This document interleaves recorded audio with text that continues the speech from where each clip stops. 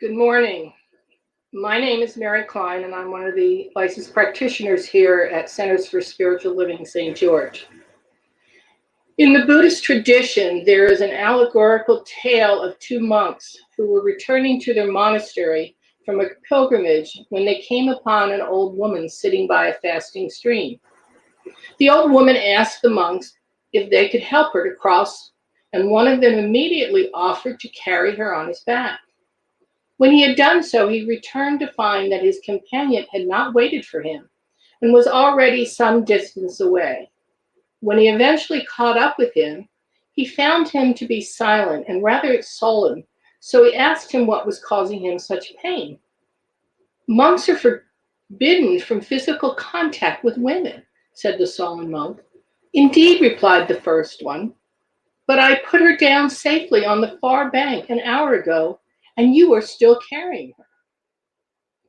We all have the tendency to burden ourselves with emotional baggage from our past, even when we know it is impeding our future progress. The following meditation will help us to clear deeply rooted thought patterns created by painful memories, persistent regards, or nagging resentments. Please get in your most comfortable position. Please close your eyes if you're okay with that, and breathe naturally, getting into a regular rhythm.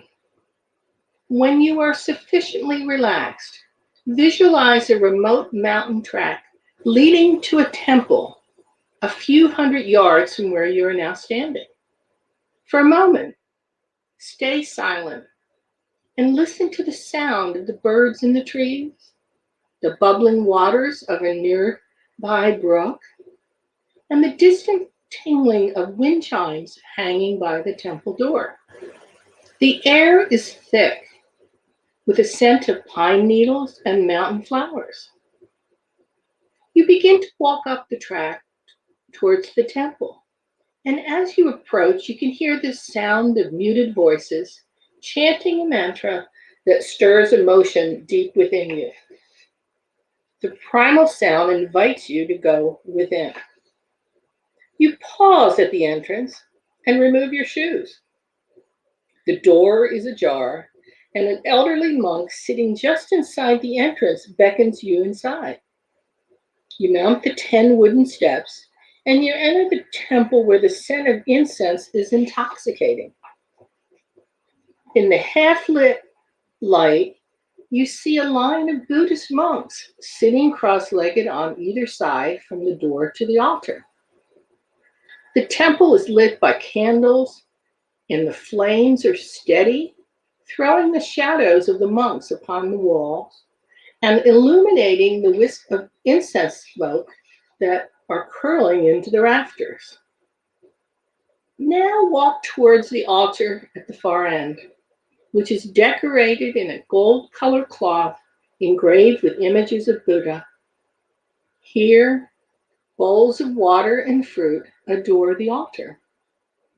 Perhaps you've brought an offering that you can add. If so, what is it? You bow before the statue of Buddha, which stands behind the altar. But this is not an idol worship. You are acknowledging your own Buddha nature, of which the statue is simply a symbol. Before you, in a low stool on which there rest some sheets of paper and a pen. Sitting cross-legged before the altar, you begin to write whatever regret you may be clinging to, whatever memories bring you pain, and the resentments that you may be harboring from the past. Now is the time to soften your heart center. Express what is deeply felt but unspoken, and offer these all regrets to the purifying flame that is the light of the Buddha of compassion. We now will sit in silence for a short time to contemplate what has been asked of us the last few minutes.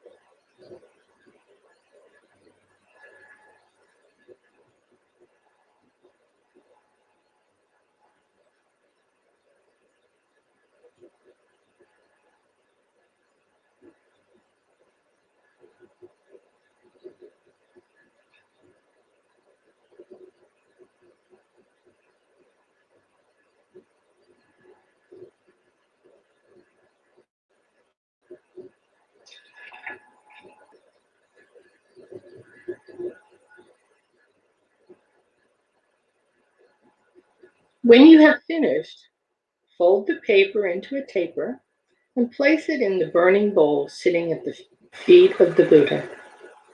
Watch as the paper shrivels into ash and affirm in words of your own choosing that you are now relieved of all those things which have burdened you for so long. Forgiving yourself and accepting whatever happened to you as a learning experience.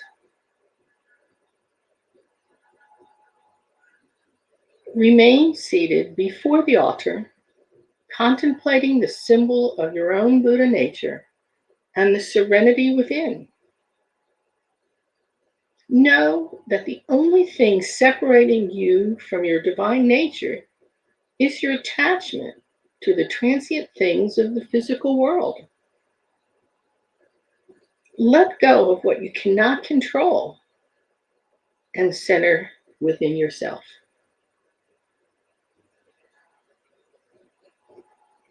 When you feel ready, return to waking consciousness.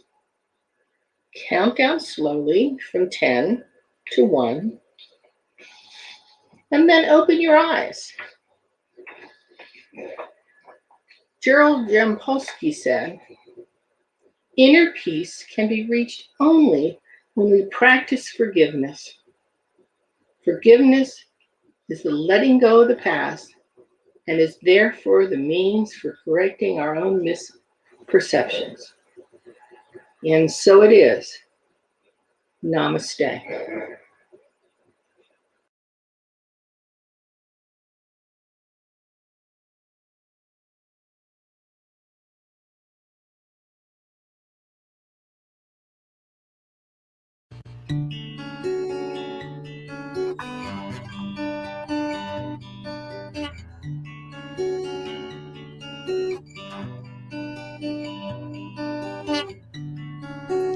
You are welcome here,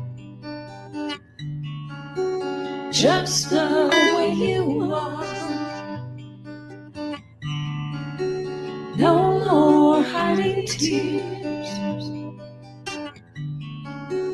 no more covering scars. You are welcome, wholly welcome.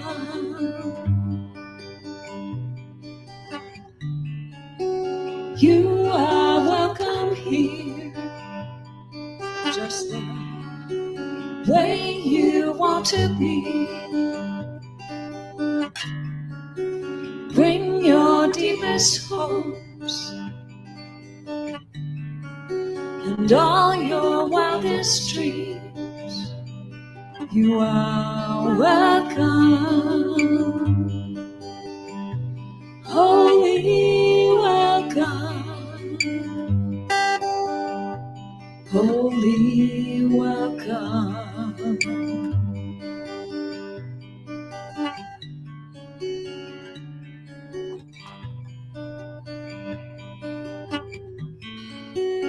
Good morning. Welcome to CSL St. George. We're so glad to have you here this morning on this beautiful October. I can't believe it's October already, but this beautiful October morning. So who are we at Center for Spiritual Living St. George? We are an open, loving, and inclusive community that supports thinking creatively and living a deeply spiritual life. My name is Gwen Hadley. I'll be hosting today and also reading our Sacred Covenant. But let me tell you who's here with us. Star Starrett is behind the scenes. We've had a little bit of technical challenges, but she's got it going. So thank you so much, Star, for everything you do. Mary, thank you. Beautiful meditation. And she's also going to lead us in our invocation. As I said, I'll be doing the sacred reading. We've got our own personal star doing music, not Star Starrett, but Cheryl Barlow, who is our writer, singer, player. She's our talent for sure. And then giving our talk today is Joe Kovach, our good friend from Las Vegas. So Sit back. I hope you have a cup of coffee or something soothing and listen to Cheryl. Come together. Come together. Indeed, we are. All right, everyone. So just take those breaths, get in your seat, and let's connect to Spirit. Let's just invite that presence in and meet each other in that one mind.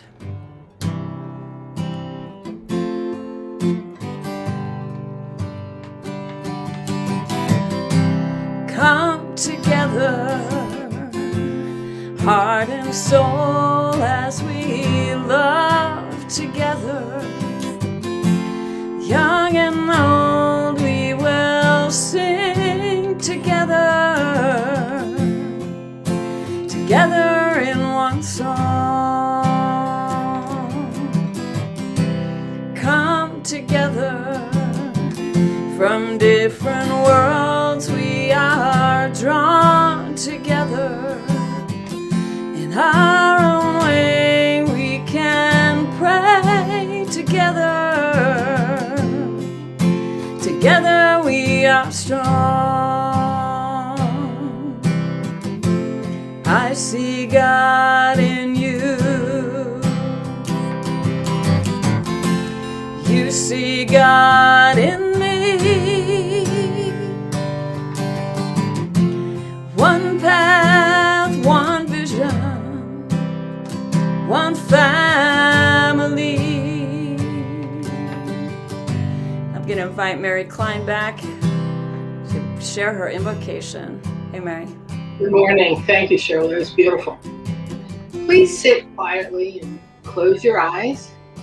And if you're comfortable with that, close them, put your feet flat on the floor, and take a long, slow, deep inhalation, and then slowly release it.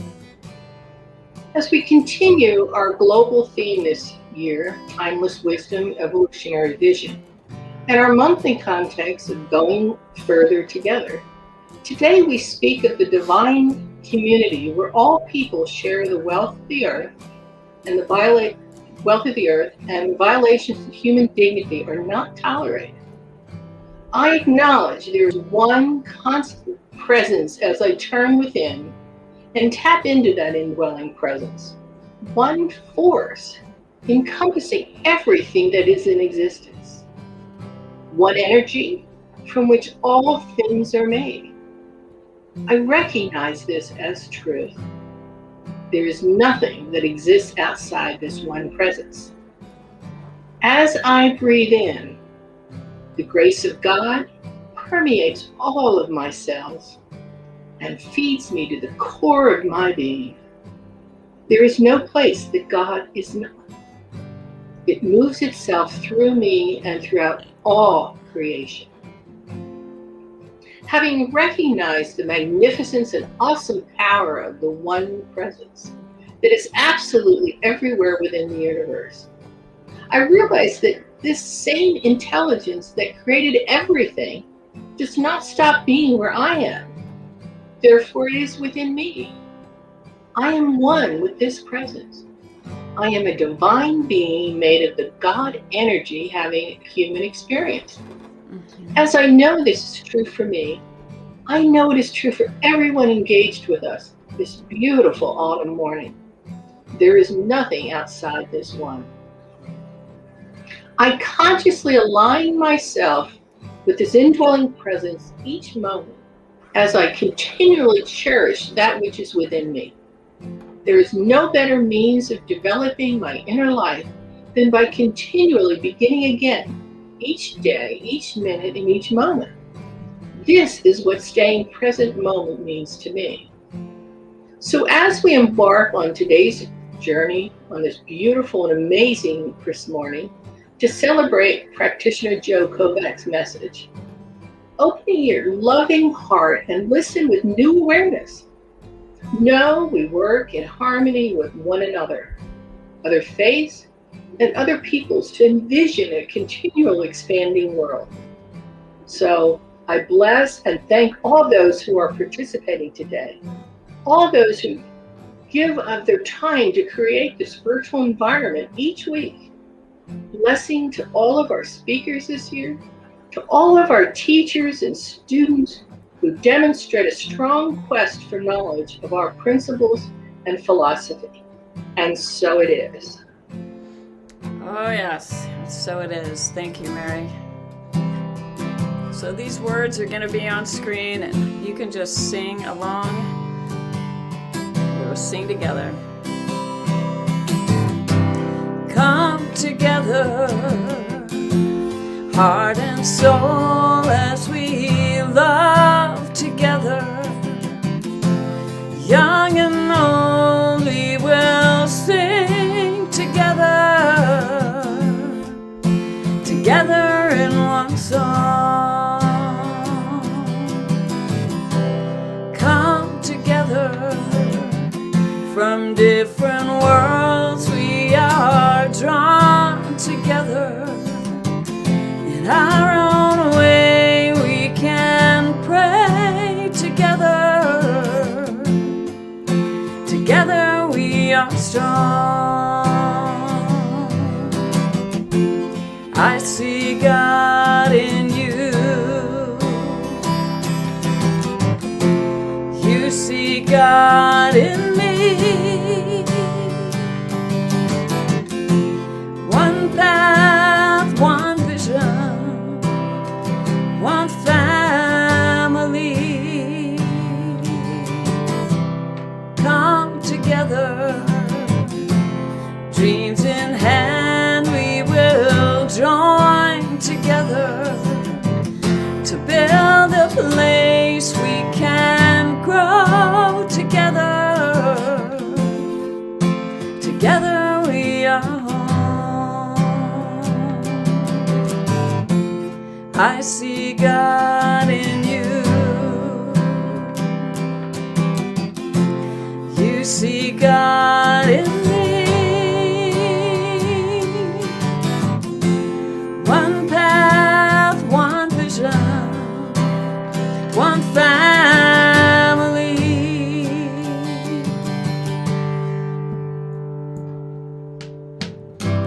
Come together, heart and soul, as we love together. Young and old, we will sing together, together in one song,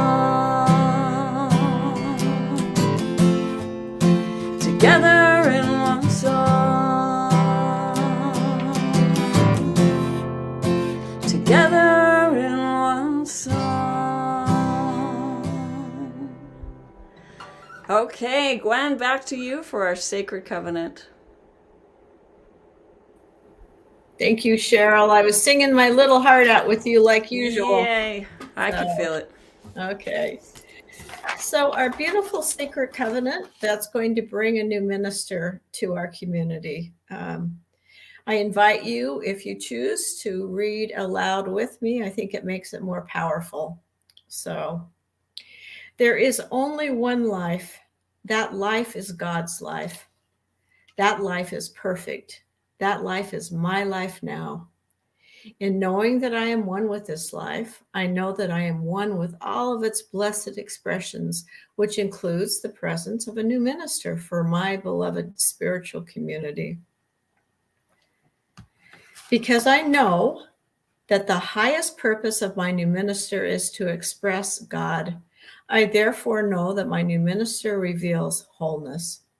I further know that my new minister is the fulfillment of that which we believe, for it is written by Ernest Holmes, quote, "Let us learn to draw the divine substance down into our own lives, and as freely as it has been given to us, let us give it to others. Thus alone shall we be made whole." As I stand in agreement with my beloved community, I see my new minister revealed before me as growing the center in joy and prosperity. I now intend to experience my new minister in full cooperation and agreement with my community, knowing the truth about myself for I live in the presence and law of God. I demonstrate wisdom through a mature understanding of the wholeness of life. I am accountable and willing to take full responsibility for my actions. I participate in and support the nurturance and guidance of the community. I act from wholeness and congruence in thought, word, and action. I walk the talk. Please express your personal truth here. I embrace.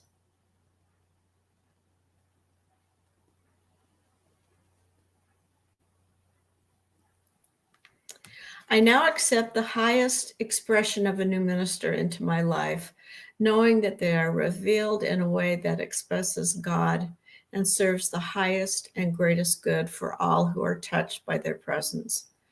I am so grateful, and so it is. Amen.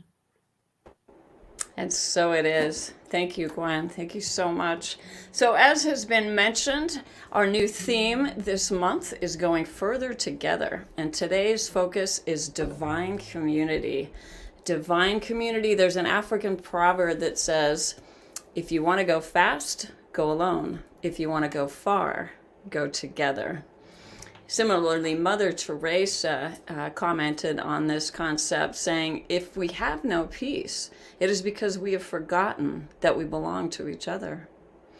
Silence of Mind founder Ernest Holmes, he said this. He said, if we can bind ourselves together reverently in love and compassion, in mutual tolerance and understanding, under the cohesive powers of the universal law of good and the beneficence of a divine divine and universal presence, then we shall be able to use the liberty without license to untangle unity from uniformity and to lead the world down the pathway of new enlightenment, binding ourselves together, leading to new enlightenment. This is a song that I wrote for our very first gathering when we got to see each other in person, and it was certainly apropos for today. And so I'm going to share it. You can sing along in the words. And I just want to send out a shout out from all of us to our beloved Marina Anderson, sending you love and light. Sing along. Here we go.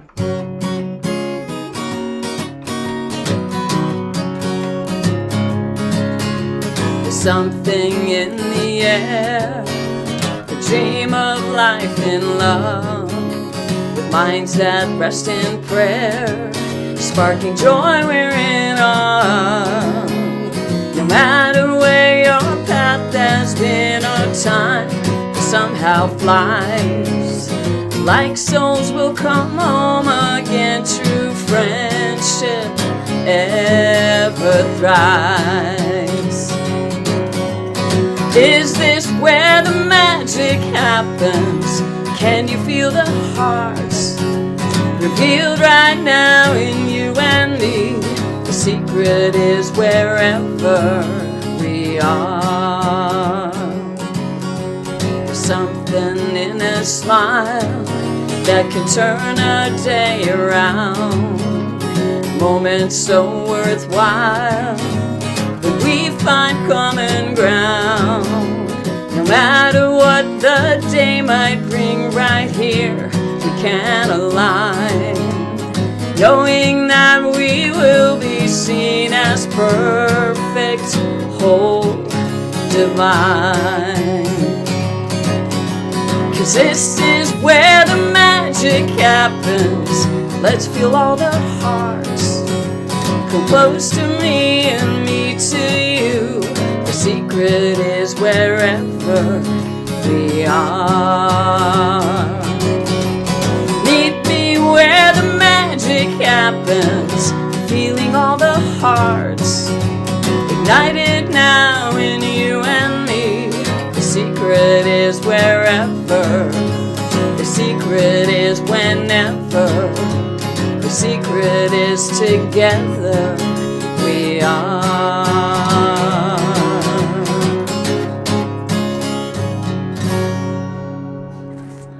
Thank you, Cheryl. Absolutely.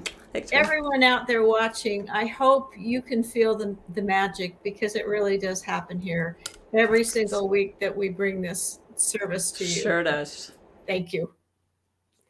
So I am so pleased that Joe Kovach is here with us today. He seems like a member of our family. We get to see him so often, and we're so awfully, awfully glad he joins us. So with that, Joe. Good morning. Good morning. It's good to see you, Gwen. You too. And yes, I do feel a part of your community, even from this small distance of a couple, 150 miles or so, whatever it is. And I appreciate the opportunity to talk to everyone. And what a beautiful song and songs today from Cheryl. And I know Star's got everything handled in the background, so your community is up and running. We are. Thank you. Good morning, everyone. CSL St. George. I'm back. That means it's the beginning of another month, and so happy to be here. Again, like others have said, I can't believe it's already October. My mind still feels like it's September, and I work in the school system here in Las Vegas, and it feels like we just started and it's still August. So time is definitely moving. I'm hoping you're enjoying it. I know here, even in hot Las Vegas, the weather's cooling down.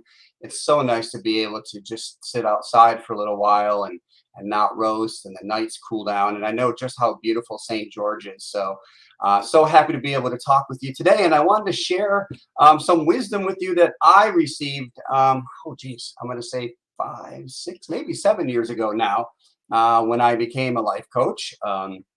And I did this through my mentor, Mary Morrissey. There's a picture of Mary for you to take a look at. If you don't know anything about Mary Morrissey, please look her up. She's an amazing mind in our New Thought community. Her, the likes of Bob Proctor, they work together. And she shared a story at one of the trainings I went to, and many things that I share today in the talk, and she shared with me. And I think it's really perfect timing for what we're going to talk about today. And so let's begin, shall we? The first thing, so she told, I went to LA for this training, and she was sharing this story about a visit that she had to Concord, Massachusetts. So obviously we're talking East Coast, and Concord is the place where, in a sense, democracy really kind of the American style began. It's a place where the shot heard around the world happened, and that initiated the Revolutionary War. But even years before that, many years before that, it was an area where people were coming to, in a sense, pioneer. And they were particularly this group of people, they came because they wanted to, in a sense, taste the freedom of thought, right? That's why people were coming to America at that time. And there was a group that got together weekly, and they held what was called the Concord Conversations. And in a sense, really helped to give rise to a new level of thinking. And so with this pioneering spirit, people came from all over, even from across the ocean. They were facing all sorts of hardships at that time. And these conversations were not happening. This was not the normal. So when I'm talking about this group of people, which I'll share in a moment, it was pretty courageous to get together and basically do something that no one else was doing. But this common bond brought them together. And so there was this particular home that's actually still there that Mary visited in Concord, Massachusetts. And she said, I'm going to share with you right here in a minute, a picture that she actually took of the home. And again, on Sunday nights, this group would gather a community, and they would talk about these conversations, and they would ask important questions. And one of the things that Mary would share is this idea that the quality of our life is determined by the quality of the questions that we ask. Again, the quality of your life is determined by the quality of the questions you're willing to ask. And most of us, if you think about it, we kind of ask puny questions. We don't ask very big questions. How can I get through this month with the money I have? Or as they say, there's too much month at the end of my money. How could I create little things in our lives? And we have to understand that we are tapped into this absolutely limitless universe. It is absolutely vast, this power that creates the universes, right? We know this, that our thoughts create. And yet, are we really using the full potential of our thoughts. And so that's what these people were gathering to ask. They were trying to ask bigger questions to stretch their capacity to do this anyway. And it's interesting when she was sharing that even when she went to visit the house, even back then, hundreds of years later, that it was almost identical to the way it was. And here's a picture of the house, and it belonged to Emerson, Ralph Waldo Emerson. And there's a picture of the house. Beautiful house. So Emerson would gather with some of his neighbors, some people like Nathaniel Hawthorne, the Alcott family. These are, if you're not familiar, some influential minds in New Thought. He would invite other people, and particularly there was this one person when they would have these talks that he would allow to sit out in the hallway. So they would gather around a table and have these conversations, and they didn't really quite view this person as, in a sense, being intellectually or educationally astute as they were. And so as they continued to talk, he would sit out in the halls, but he would share his thoughts and things. And after a while of this going on, they kind of realized they couldn't really deny anymore that he had some pretty profound questions that he was willing to bring up and so forth. And that he had a depth and a wisdom that, in spite of not having any formal education or anything, that they acknowledged, and they chose to invite him to talk with them at their table. And this person was Henry David Thoreau. So he finally, after being involved with them for a while, he kind of said, he had a profound statement. He says, I don't want to just talk about it anymore. I want to do it. I don't want to just talk about these ideas, these new, brand new baby thoughts, right? I want to go live this. If we're talking about a life that can deliver anything that we, in a sense, can hold in mind, then what does that look like? What does that feel like? How can I live that experience? And so that's exactly what he did. We take the word experience, and he created an experiment. And he says that he decided to do an experiment with what he called learning to, quote, suck the marrow out of aliveness, end quote. Right? What a profound statement. And if you're fans of the movie Dead Poet Society, this is the kind of that line was shared, and that kind of thinking is very strong in that whole movie. Suck the marrow out of aliveness. What he's saying, he says, in other words, I want to get everything out of this life that I can. Everything. And so he sets out on this experiment, and he goes about 1.5 miles away from Emerson's house. And you see that little shack there in the picture. He was by a pond, built this little place, and he set out to what he calls deliberately. So he deliberately, consciously sets out for 2 years, 2 months, and 2 days, exploring these ideas of manifestation, of creativity, and so on. And he eventually wrote about his experience in a book called Walden, which I always confuse with the Walden Pond movie, but that's not the same. It's just called Walden. And through this, he has kind of a famous quote that Mary shared with us, and we're going to go through that because I think it's absolutely a powerful quote. I'm going to share it with you at one time in a whole, and then we're going to break it down. So this is part of the quote here. It says, I have learned this, at least by my experiment, that if one advances confidently in the direction of their dream, endeavoring to live the life they are imagining, one passes an invisible boundary. All sorts of things begin to occur that never otherwise would have occurred. One begins to meet with a success unexpected in common hours. All right. So this is going to be a tasty time here. So let's break this quote down. Oh, I forgot. I'm sorry. There's more than that. I'm too excited. New, more universal, more liberal laws begin to establish themselves around this person, or the old laws are rearranged in one's favor. Nevertheless, one begins to live with the license of a higher order of being, right? So that's why I say it's kind of like a delicious time here. So how neat would it be? How awesome is it going to be when we're living? Where'd my little laser pointer go? There we go. Oh, it's not working. There we go. Of the higher order of being. We want to live this way. So again, let's break this quote down from the beginning. It says, I have learned that if one advances confidently. So why do we put if? The word or highlight if. If is highlighted because we want to recognize our power, and our power is in the power of choice. We choose things. We have to choose to advance confidently or not. We can't just wait for things to necessarily show up without any action, and that includes action of mind, choosing to know and have faith in what we're doing, to have the courageousness, the confidence to advance. Now, advances confidently is held because partly we're not talking about just having an idea and knowing it. It's actually putting it into action.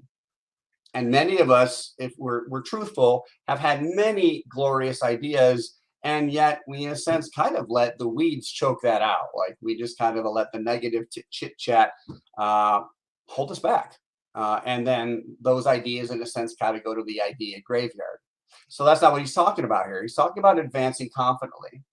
And she shared this amazing picture, and I love it, this idea of advancing confidently in the face of our fears. So that fear is probably, at least for now, not going to go away. But can we recognize it and move forward through it? In other words, we recognize it as just anything else. It's part of a circumstance that we know we have control over because we give meaning to what shows up in our lives. We're the ones that can choose to advance or not. So here, Thoreau is talking about advancing confidently. And when we advance confidently, it's because we know who and what we are in truth, that we are the divine spirit in expression, unlimited, and of that and in that one mind. So there's nothing lacking. And just recalling this gives us that confidence to advance. It continues. Excuse me. I have learned that if one advances confidently in the direction of their dreams. Now, this is highlighted, and I highlight this because do we know where we're headed? Do we know what direction we're going to? We have this idea, we're taking steps, but it's kind of like we need 2 points to get to somewhere. We need to know where we are, and we need to know in general where we want to be. Otherwise, it's kind of like a ship being just have your sails up and you're just going to be tossed around by wherever the wind blows us. So I think if we have that confidence, then generally we're going to be walking in a direction of our dreams. We're not going to let the chit chat, the negative chit chat, pull us away from what it is that we say we want to experience. And it goes on and it says, not only just confidently advancing in the direction of our dreams and endeavors to live the life they are imagining. So again, endeavoring, meaning we're putting our whole self in, kind of like poker. We're moving all in, all of our chips. And just like Thoreau chose to do, to live this idea.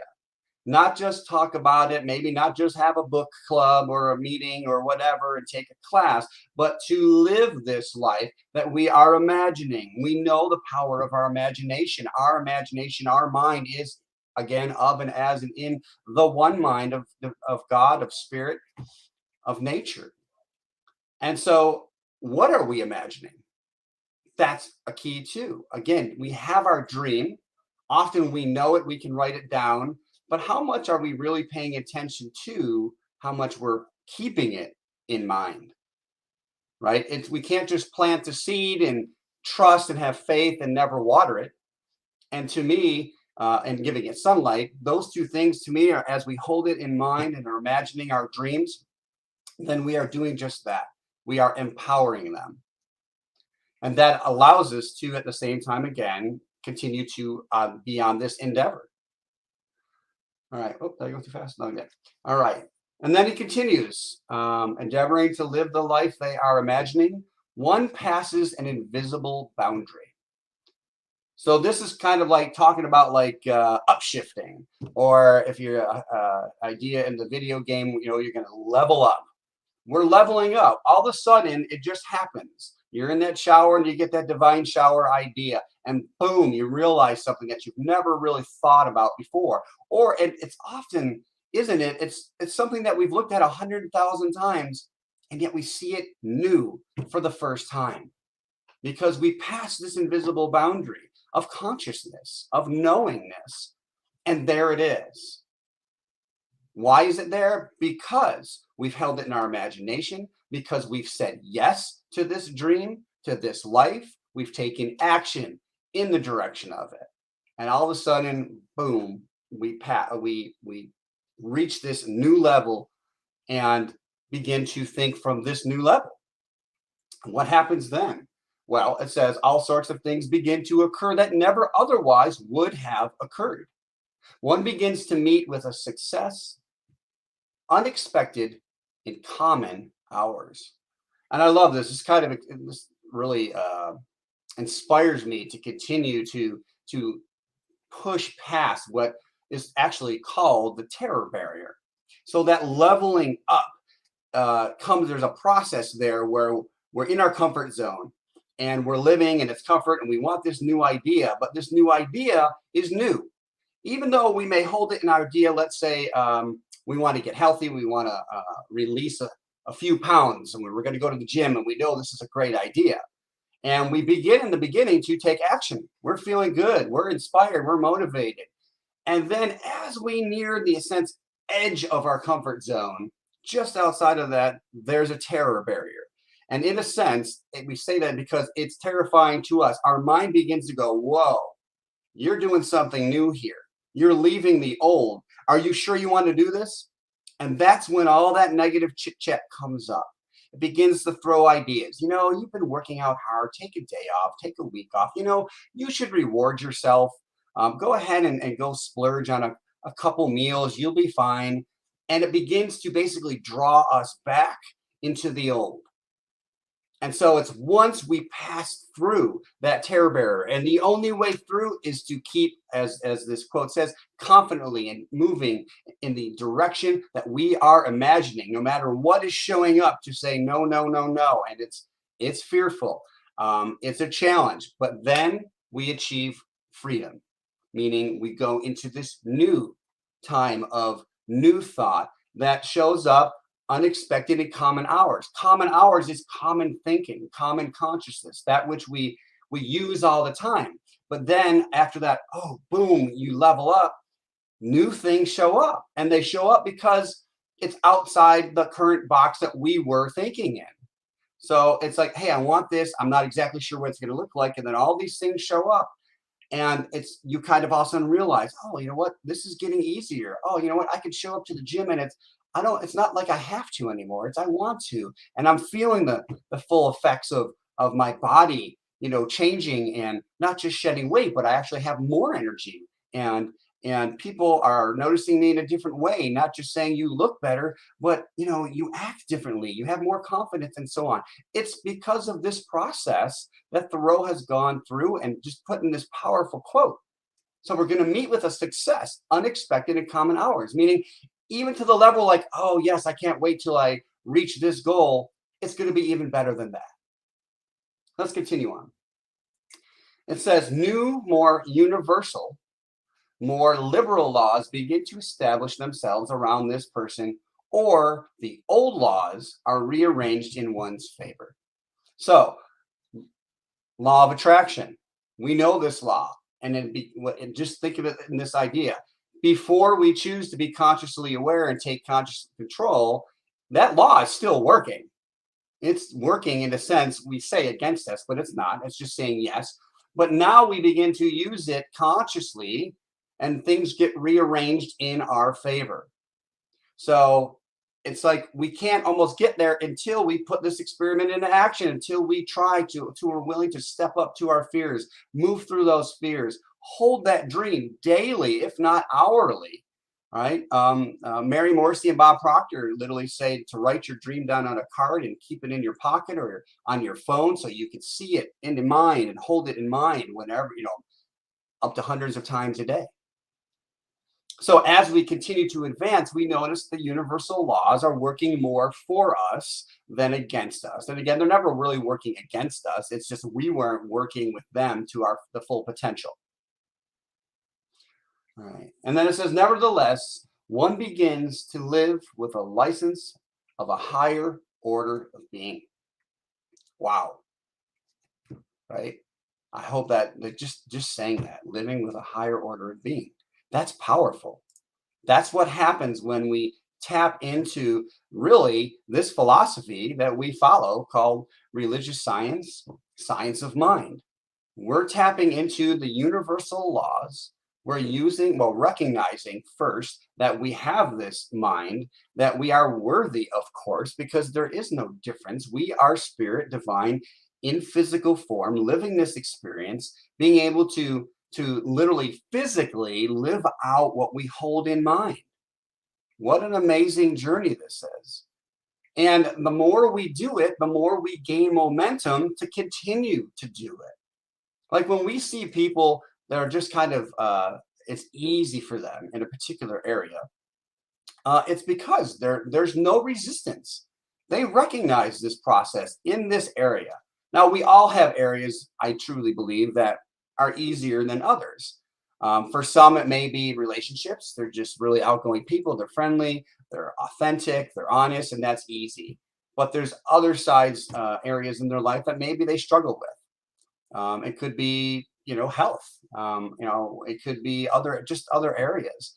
And so as we begin to or continue to hold this process and use this process daily, what does that look like?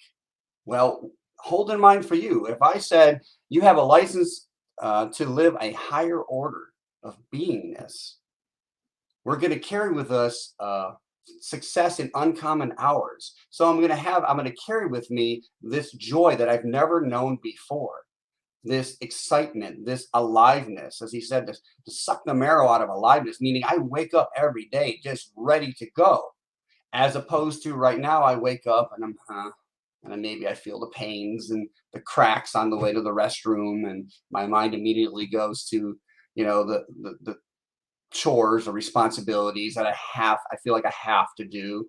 That's not what we're talking about here. But we're not going to get to this new order of living, of being, without this practice.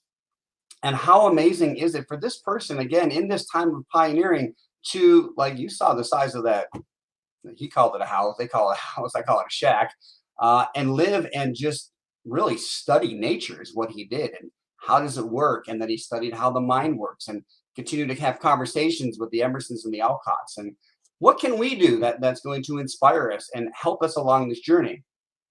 Well, the topic of this talk is divine community, believe it or not. But I think it's really important to recognize first where we are within this community, because we each have these different ideas of what a community could be. I pulled some of these here from the internet. And I think it's important of how we define community, right? Because again, if we're going to imagine it, we should have an idea. Now, so there's a couple different ones there. Everything from people with common interests in a particular area, common characteristics, living together in a larger society, and so on. One of the ones that I found a little more agreeable to is this one. Oh, actually, I'm going to get to it yet. And so this creates a problem, is where I wanted to go with this, because what if we're all thinking something different? I want this, and she wants that, and he wants this. And where's the community in that? Well, Mary shared with us this important idea, that the problem is never in the problem. The problem is always in the thinking about the problem, right? That goes back to, what are we holding in mind? So instead of getting caught up into well, how can I live, my divine community is this, and somebody else's is that. If we don't believe that it can happen, then it's never going to come to fruition. It's never going to manifest. So how do we define, this is a good one, interacting population of various kinds of individuals, such as species, in a common location. So I'm going to simplify and keep it general. Species, human, place, location, earth, right? Think about it. We're all doing the best we can right here on this planet. And more than ever with technology, we have definitely are together more than ever before. So this seed has been planted and the root has taken place. Why am I holding this here? Because I want us to think about this idea of, what is a divine community? because I really didn't feel it was my part, my point, my place to tell you what a divine community is. What if you had to wake up and recognize a global, or not, maybe it's too hard for you. Maybe you start with a local community. What does that look like for you? And how does it become divine? Maybe the divine community is the place you work. Maybe it's simply your spiritual center. Maybe it's just my family that supports me, my wife and kids. I can start with that. And then I can expand my idea by holding it in my mind and imagining something new and trusting in that process and allowing that trust to continue to lead me with ease and grace, step by step. And as we see in this picture, anything is possible. This plant will continue to grow. And as it continues to grow, it will crack that concrete even more and more and more. It's important to trust the power that is behind our thoughts, because it is God's idea as it is our idea. So we cannot get to our dream. We must come from it. And that's what we're really saying here. And in order to come from it, we must become it. So we must, if we want to advance confidently, then we have to say yes to it. And I think this is really a powerful idea simply to hold in mind. Maybe tonight or sometime during the day or tonight, contemplate what does a divine idea community look like to me? Can I then, before I even know what it is, go inside and feel, for me, the joy, the laughter, the sense of oneness, and yet the sense of individualism all working perfectly together? Can I imagine that? And as I imagine that, because I'm choosing this, I recognize that the divine is saying yes, yes. And eventually there's another idea, right? We pass that invisible boundary. And now I start thinking on maybe a more possible idea, or I'm inspired to take some action. Again, maybe it's just at my job. Maybe it's in my larger community, and so on. And so my idea is that the idea of the divine community already exists as a perfect idea in the mind of spirit. Again, there's no separation between what we're thinking and what the divine is thinking. And let us choose to be a channel of that perfect idea. Let us choose to embody it and to become it together until it manifests it here and now. And so what I mean by that is being a channel is just open up. If I'm not sure what to do, I can at least trust in the power of the divine and say, show me. That's my idea of being a channel. Show me. Let me be an example, a part of this divine community. Let me be that. And then it will be. And so let's conclude with this talk. Thank you. And I want to conclude with a prayer, recognizing that this perfect divine community at CSL St. George, Centers for Spiritual Living St. George, is a perfect idea in the mind of God. It has already been seeded and it is manifesting perfectly. It is evolving to the perfection that it needs to. There is nothing missing. That the members truly care about this community in action, in mind, in prayer, in deed. Knowing that the larger community supports it and that it supports the larger community that it's within. That it continues to evolve with ease, with grace. That every member feels welcomed. That every member is divinely inspired to share of themselves, their time, their talent, their tithe. That this new perfect minister is on the way right here and right now. That will just amplify this idea of their divine community, the vibration of their divine community. And I am grateful for knowing that Spirit always says yes, that they pass yet another invisible boundary and become a greater version of the greatest vision they've ever held about themselves. I know this is happening here and now, and it is absolutely with trust, faith, and appreciation that I say thank you. And so it is. It is. Thank you, my blessed community. Oh, thank you, Joe. Your talks are always so uplifting, and I always learn something. And I love the problem isn't the problem, the thinking is the problem. That's my problem. Thank you, Thank Joe. you. Wonderful. He's a wonderful teacher. Okay, announcements. What's happening? Well, for those of you who joined us at our in-person gathering a week or so ago, it was wonderful. We had it at the soccer park in Washington and had some treats and had a large group of you guys that joined us. It was really, really wonderful. And we're hoping that the weather in October will stay nice as it is now, and we can meet somewhere outdoors again. So we will let you know. That will be coming out in our weekly reminders. So look forward to that, and we would love you to join us. Spread the love. We continue to be grateful for your support. There's many ways you can support us. You can scan the QR code, you can give by text, you can give online, and you can also send us a check. We would love to be supported by whichever means you choose to. So thank you. As you are here for us, we are here for you. Our community care circle continues. Our practitioners are here to support you in whatever prayer or just Thanksgiving you want to celebrate that things are happening in your life as COVID is ending, hopefully, and we're all starting to emerge whole and healthy. Please let us know what we can do for you. Join us, as always, at noon for our community conversation. The Zoom link is there on the slide. You can also look at the homepage of our newsletter. Please join us if you can. It's always a good conversation. And I'm sure that Joe will join us and offer some more excellent insights.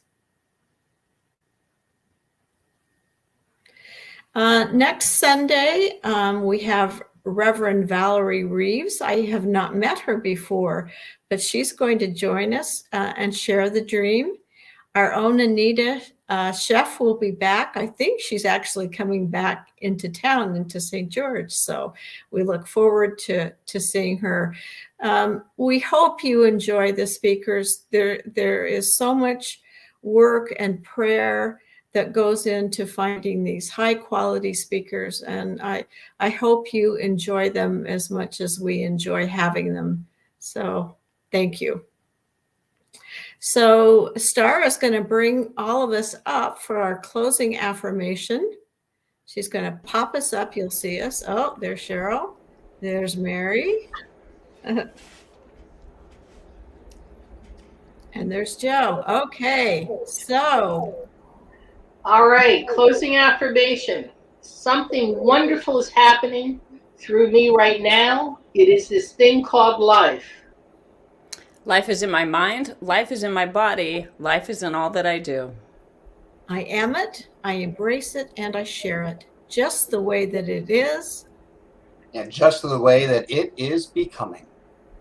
Thank you. Thank you, life. Yay! Have a wonderful Sunday afternoon. Please join us if you can. We love you. Thank you, Star. Bye, everybody. Bye-bye.